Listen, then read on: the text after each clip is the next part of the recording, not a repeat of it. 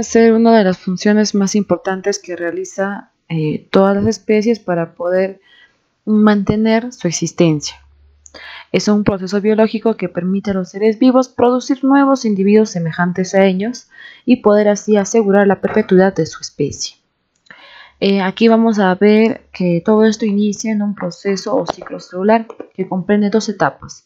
Uno que es la interfase, que es como la preparación para la división celular, la cual consta de 3 periodos, uno que es periodo G1, periodo S y periodo G2. Después de ahí, una vez que la célula ya se prepara para este proceso, lo que sucede es una división que comprende dos tipos, uno que es la mitosis y otro que es la meiosis. La importancia en la biología del ciclo celular. Este es un proceso biológico, es muy importante porque permite la formación de nuevas células, garantizando así la continuidad celular, o sea que éstas sean también de manera constantes y permanentes. La interfase, que viene a ser como les mencioné, un proceso de preparación, primero está conformado por el periodo G1, que este puede durar días, meses o años, incrementa el tamaño de las células, sintetiza proteínas y se duplican los centriolos, que son organelos utilizados para la división celular. Después viene lo que es el periodo S, donde se sintetizan todos los componentes celulares y se duplica el ADN. El periodo G2, ya todos los componentes celulares aparecen duplicados, es decir, todas las estructuras que se encuentran dentro de la célula se empiezan a duplicar y se preparan para la división, en la cual tenemos aquí esos dos procesos diferenciados para cada tipo de célula. Cuando hablamos de células somáticas, es decir, todas aquellas células que se diferencian del espermatozoide y del óvulo, que vienen a ser estas dos últimas mencionadas, células sexuales.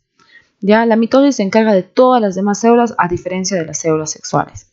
En cada ciclo se producen dos células hijas. Las células hijas tienen igual número de cromosomas que la célula madre, es por eso que se genera un número diploide, se generan dos. Las células hijas sufren sucesivas divisiones por mitosis posteriormente.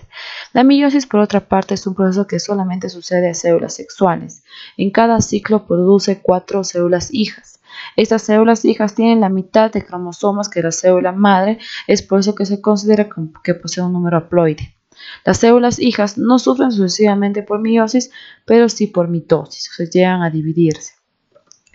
La mitosis es una división celular propia de las células somáticas o corporales y tiene como objetivo principal formar dos células hijas con igual cantidad de cromosomas con respecto a la célula progenitora o la célula madre.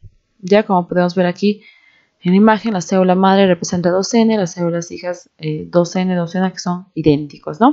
El número de cromosomas es constante.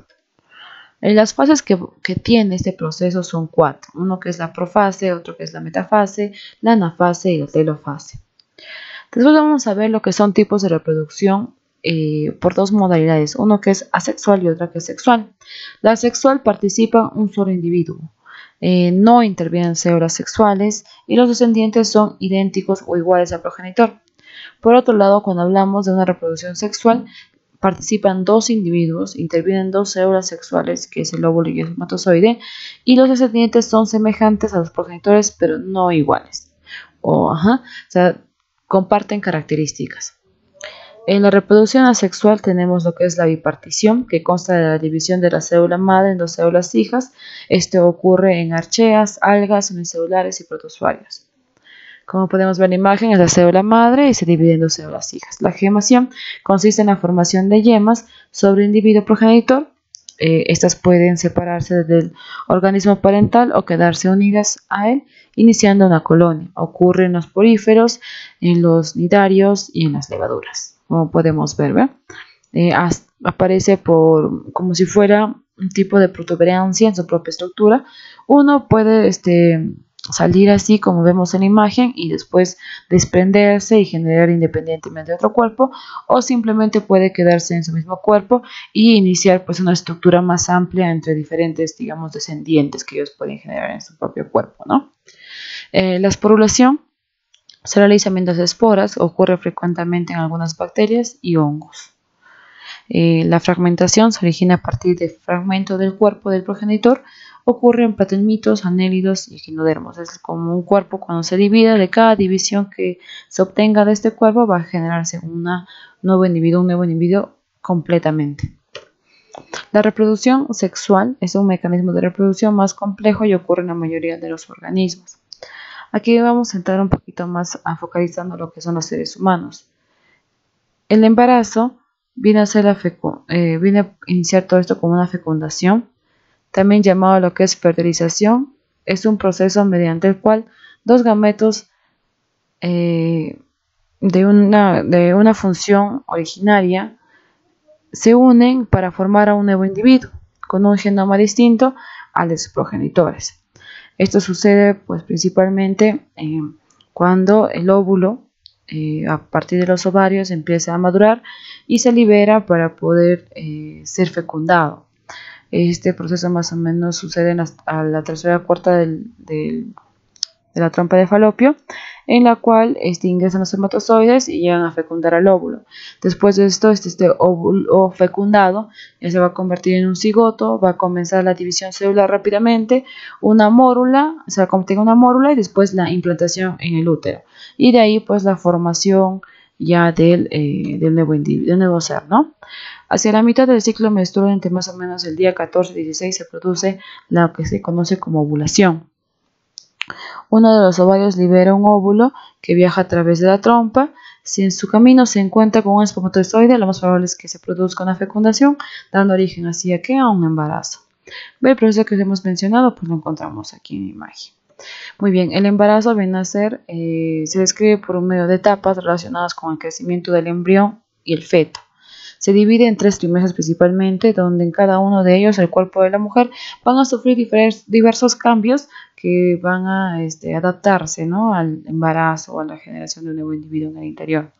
Una de esas características en el primer trimestre es que los pechos de la madre comienzan a hincharse y las areolas se oscurecen, el embrión tiene un corazón y empieza a latir de 140 a 150 latidos por minuto, la madre siente cansancio y somnolencia.